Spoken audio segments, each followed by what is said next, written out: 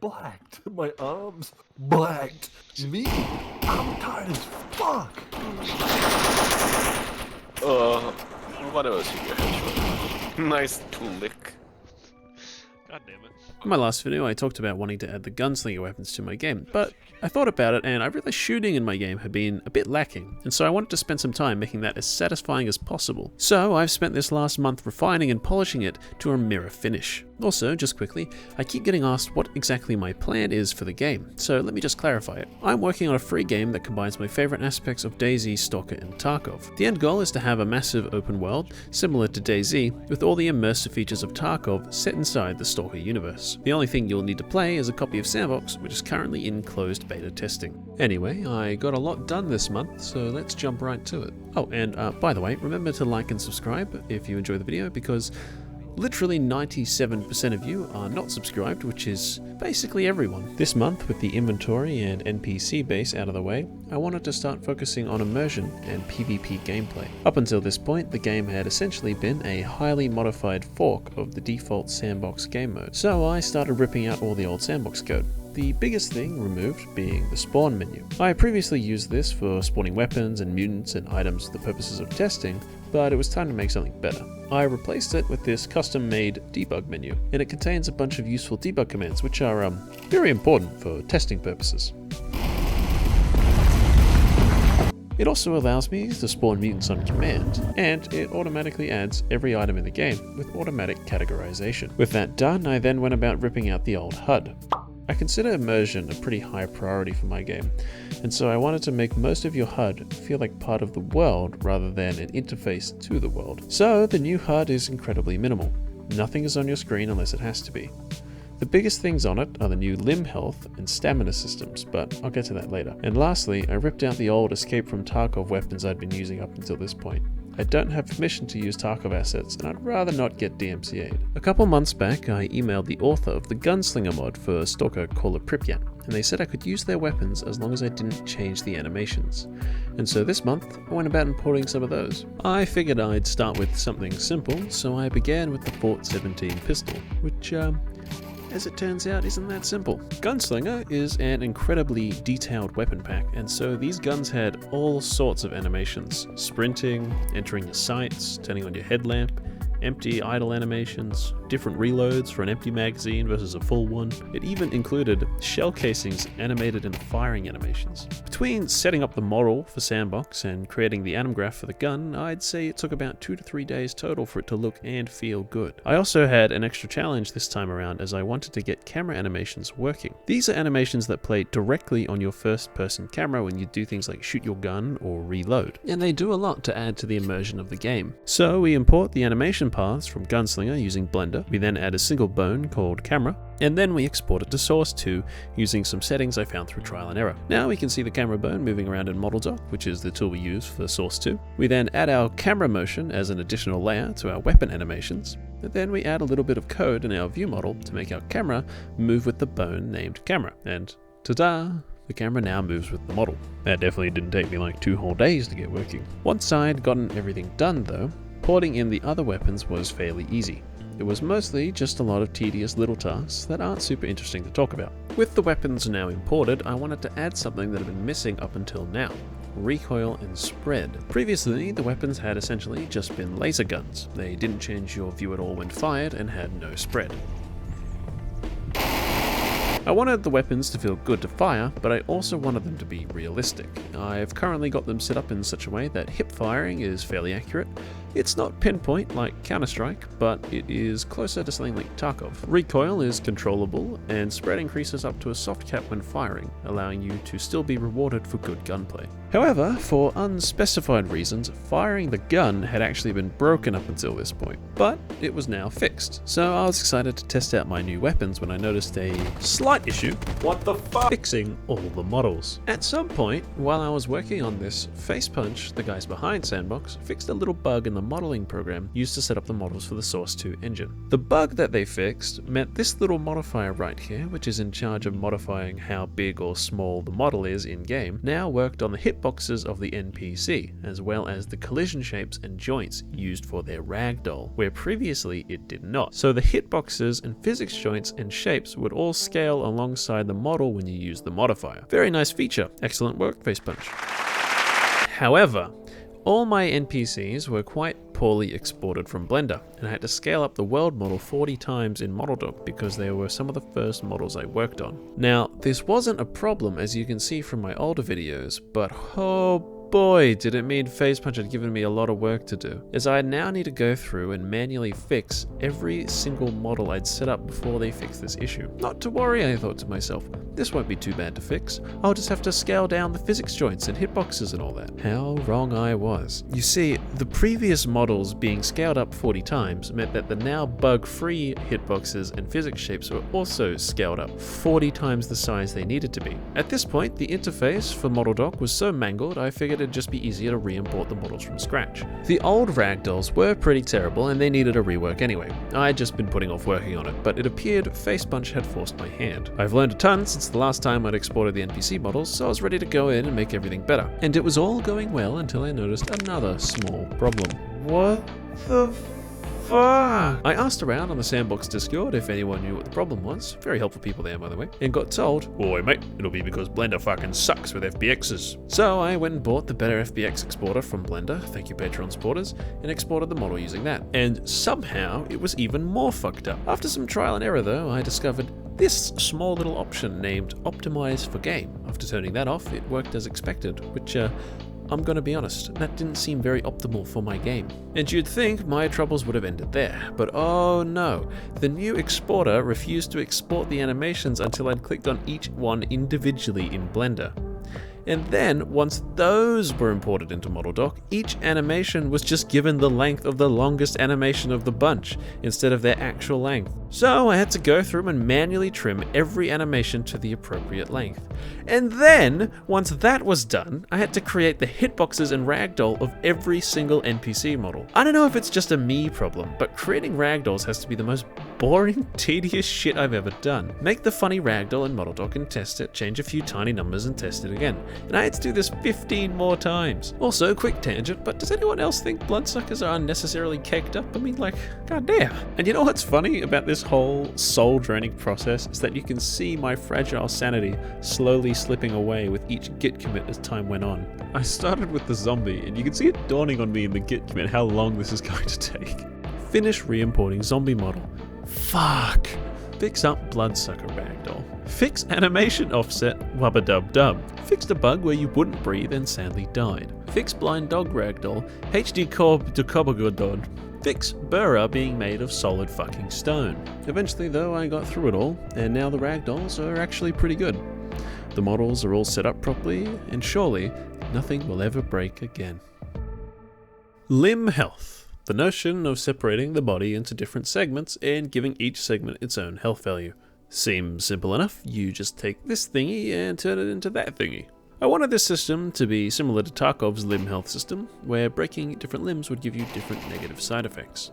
The only two limbs you can't afford to break are your head and your chest. If your chest or head breaks, you die. Lights out, game over. Every other limb though, free game. So you can live on even as a nugget, but there'll be some nasty downsides. The code implementation of this was fairly simple. We give the player a health component, and whenever they take damage, we feed the damage into that component. The health component itself contains a limb for each part of the player's body we want to track. One for each arm and leg, the torso, stomach, and head. We detect which limb was hit using the hitbox index from the damage information, and once again feed that damage into the appropriate limb. If that limb hits 0 hit points, it breaks, and if it's already at 0 or takes any excess damage, that damage is then spread to the rest of the body evenly. Now for limb breaks, if your arms are broken, you'll notice your gun sways a lot more when trying to aim, as well as recoil and spread being worse. If your legs break, you'll have your maximum stamina reduced and will take a small amount of damage when sprinting. You also get this immersive limp that makes aiming a bit harder. It's a pretty simple effect, but I really liked it. Oh yeah, I added stamina as well. I mean, it's stamina. What do you want me to say about it? Well, actually, I did add a feature for stamina that I'm calling Second Wind. Since I want the map for this game to be absolutely massive, I wanted players to be able to sprint for as long as they want. However, this would be an issue in combat. I don't want people to be able to sprint forever in combat, as that removes some of the tension. But there isn't really a good way to define being in combat in game terms without giving metagamey information to the player. For instance, if I defined in combat as when you take damage, then what about times when you're being shot at and they don't hit you, or when you're shooting at someone else? If I define it as when someone is near you, then you'll know if someone is nearby when your stamina starts to run out, even without spotting them. So my solution is that if you're sprinting for about 15 seconds straight, your stamina will stop decreasing. This means that you can run for as long as you want, but if you stop and start again, the timer will reset. This means sprinting times will be naturally capped during combat as people take the time to check corners and shoot back. I also made it so taking damage reduces your stamina proportional to the damage dealt, so even if you've already got second wind, someone landing a few lucky shots will stop you running. Not sure it's the perfect solution, but I quite like it. With limb health working, I figured it would be a good time to add fall damage. Before now, if you were to jump off a building, you would sort of gently float to the ground as you landed near it. It was not terribly immersive. The first thing fall damage works on is your legs, so if you jump off a building, your legs get all fucked up, but any excess damage will spread to the rest of your body. So if you fall too far, you'll still die. I was going to use the fall damage sounds from Stalker for this, but for some reason they have a very distinct glass breaking sound effect. Why? I don't know, but it bothered me enough to make my own fall damage sound effect. And sticking to the theme of damage feedback, I wanted to improve the rest of the combat system as well. Before all the work I did this month, there was basically no way to tell when you were taking damage or getting shot at, or even if you were low on health. But now, I mean, just look at this.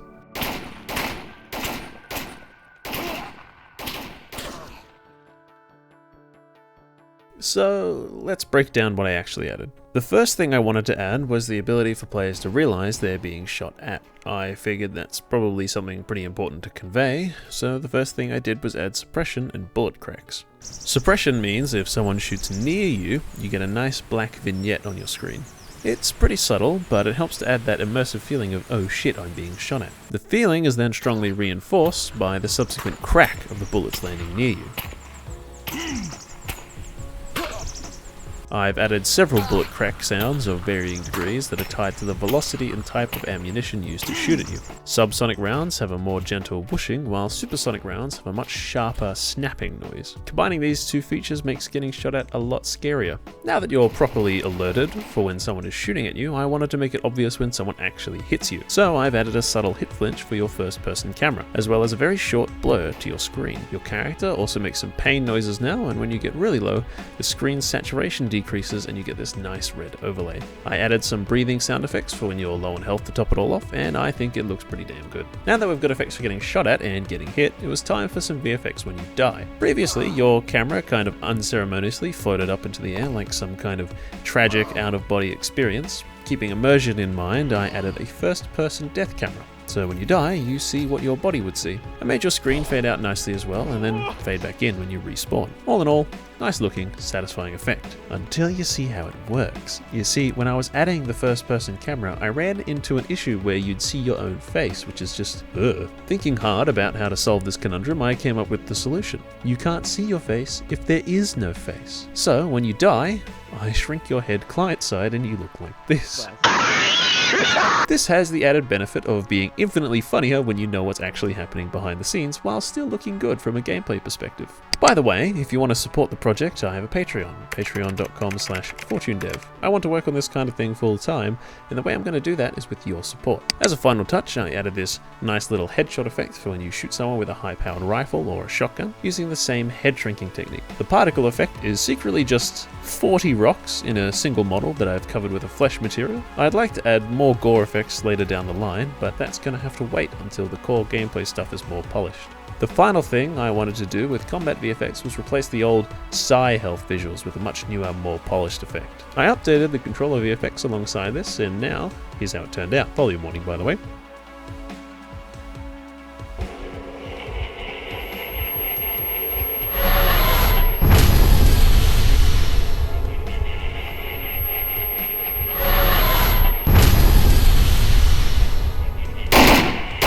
now when you're low on psi health, you get this very spooky looking visual effect and a ton of difficulty seeing straight, which I think just looks miles better than the previous version, so enjoy running into that. The last questionably productive thing I did this month was add bolt mode as a lobby setting. All it does is make it so you spawn with bolts as your only weapon, and anything you hit with them dies violently. I'm not entirely sure why I added it, but it's there, so enjoy?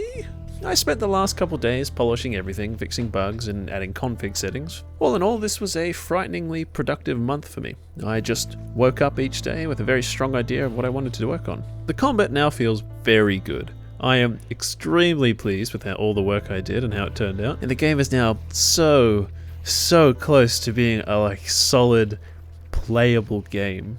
By the way, the music playing right now was made by a member of our community, Nightrous Productions. They volunteered to make some ambient tracks, which we are sorely lacking on, so please, show them some love on Twitter and SoundCloud.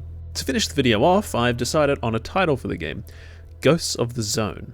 I'm by no means a graphics designer, as you can probably tell, so if you want to volunteer to help me out with a logo or banner, or just want to chat shit, please join us on the Discord, link in the description. I post updates pretty frequently in there, and I am pretty active, so if you want to say hi, feel free. The game, or mod, or whatever the fuck you want to call it, is live on s&box right now, if you want to give it a test. Let's call it pre-alpha. There's no real gameplay loop right now, but I'd love to hear feedback or suggestions you might have. If you're wondering how to get access to s&box, they're giving away keys every now and then as of the making of this video, which you can get at this webpage, link in the description. It's really up to whenever Gary decides to take a shit and put 50 keys up for grabs though, so good luck. Also, we hit 2,000 subs, which is kind of insane. We've actually gone up over 1,000 subscribers in just 1 month, which is a pretty crazy rate of growth, so let's hope it stays up there. Anyway, I had a lot of fun this month making this video and working on the game. My plans for the next video, I don't know, I'll figure it out. I'm probably going to work on a battle royale game mode, please don't freak out, so that I can more thoroughly test the inventory and combat systems together. As always, huge thanks to my Patreon supporters. I wouldn't be able to do projects like this without people supporting me. So we've got Jack Brody, Cypress J, Corvus, Rat Cooney, the Jesus himself, Rick McBlicky, Z, Gordon Yu, Stinkberry, JB, Sharkpog, Rival, White Fox, Vades, Sloth, Finmar, Pat the Cat, Aiden P, my mum, and Mr. Snrub. See you guys next time.